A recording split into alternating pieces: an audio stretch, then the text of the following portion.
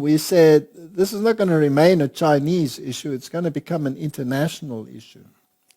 So let's just see how far we are along this road. Is the European Union on its way to becoming a surveillance society like China? The European Digital Identity. This cheery introduction to the EU's upcoming digital identity program tells citizens that it will make their lives easier while keeping them safer online.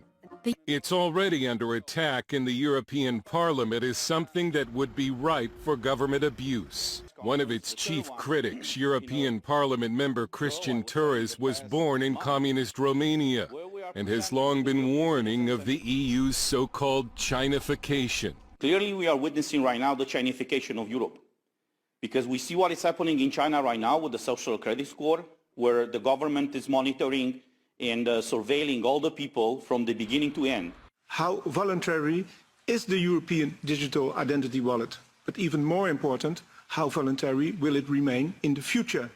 Because the European Union always comes up with nice plans to eventually abuse it, to create more control. The EU's COVID passport was supposed to be temporary. Now Brussels wants to extend it until at least June of next year.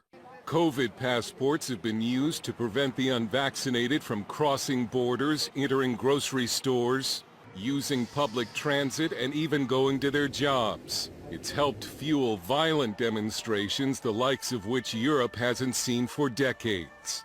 Some in Washington are urging Joe Biden to establish digital identities for Americans as a way of fighting identity theft. There's also support in Congress. Not only are digital IDs coming to Europe, but in Italy, the cities of Rome and Bologna have begun social credit programs that reward citizens for behavior that officials think will fight climate change, like using a bicycle instead of a car.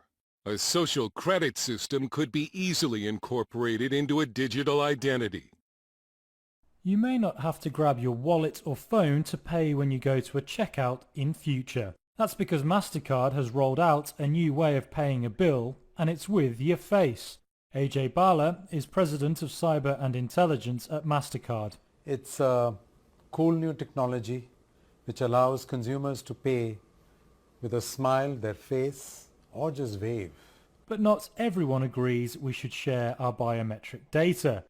MasterCard said their first pilot would launch this week in Brazil with the PayFace app. This is what makes the difference between a tyranny and democracy. When you know everything about